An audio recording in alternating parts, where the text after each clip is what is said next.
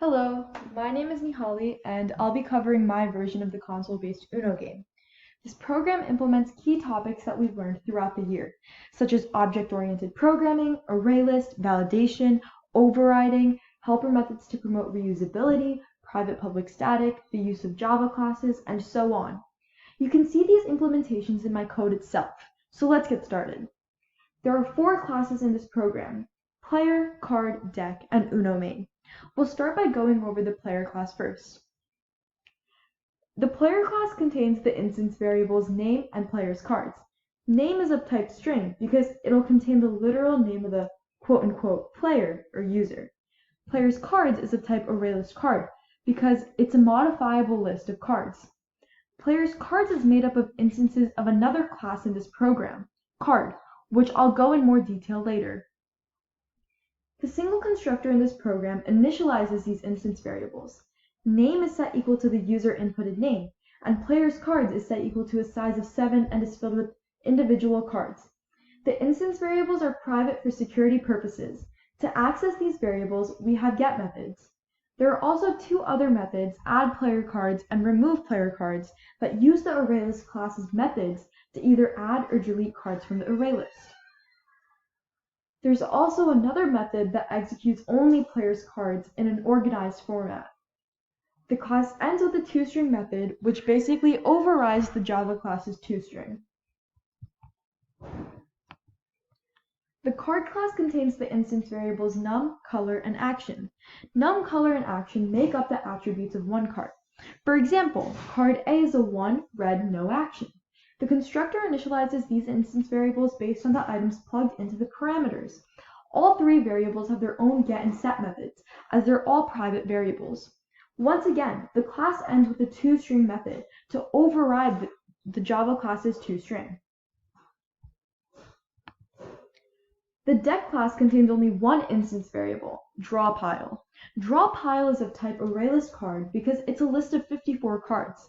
Unlike the handheld Uno deck, the console-based Uno game has each type of card included only once in a list, and the program randomly picks a card from it. This means that you can never really run out of cards. The single parameter list constructor initializes the ArrayList drawPile.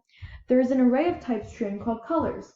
There is a for loop that goes through all 4 colors, and then an inner loop that loops 9 times per color.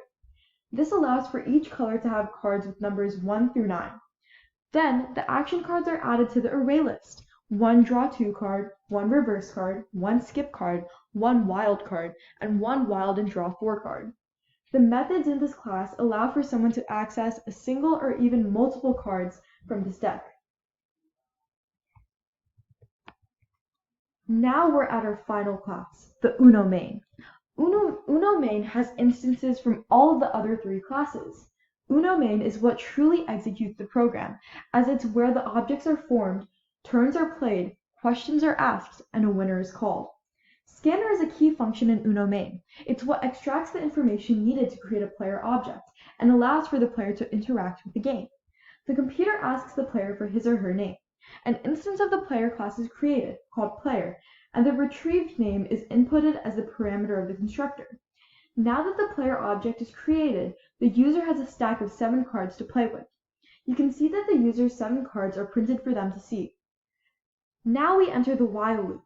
While both the player and the computer have more than 0 cards in their hands, the loop continues. The player gets first turn. The method player's turn is called, in which the player enters either 1 to place down a card or 2 to draw a card. If he or she chooses to place down a card but has an invalid match, they'll be asked the 2 options 1 or 2 again. The card is checked to be valid in the isValid method. Until the user enters a card matching the starting card's number or color, the user will not be able to leave the loop. The player's placed down card becomes the new starting card. Say that the user chooses to place down a wild card. He or she will be then asked for the color they would like to change the starting card to. The isWild method helps determine whether the card is wild or not. The method is then completed. Back in the original while loop, the new starting card is checked for an action. If there is one, it will be performed. This can be either assigning the other player 2 cards, 4 cards, reversing or skipping the other player's turn. After a valid card is placed down, it's the computer's turn to match the new starting card. The computer's turn method is called. Since the computer cannot make decisions, it places down the first match it finds when comparing its deck to the card. If no matches is found, it will draw a card. The method is then completed, and the starting card is again checked for any action, and repeat. After the condition of the while loop is no longer true, it'll return the winner, or the person that no longer has any cards. You'll either get a woohoo, you win, or a boo-hoo, you lose. It's important to note that the computer's cards are being printed only for testing purposes. We'll go through a trial run. What's your name? These are your 7 cards. Card 0, card 1, card 2, card 3, card 4, card 5, card 6. There's a disclaimer that just shows that this game is much different than the card game Uno, so it kind of points out the differences, just in case you mess up during the game. So, starting card, 6, yellow, no action. Well, over here, my first card is a yellow skip. So I'm going to place down a card, and card 0 is the one that I want to place down, so 0. And you can see that I lost one card, and because it was a yellow skip, because it's only 2 players, it skips back to me. And again, I place down card 5, right? So 1, because I want to place down, and then 5, card 5. The computer then plays because my turn's over. And this loop happens until one person wins the game. It'll take a while for me to actually win the game, or for the computer to win a game, so I'll insert a screenshot of what the execution is supposed to be like after I play.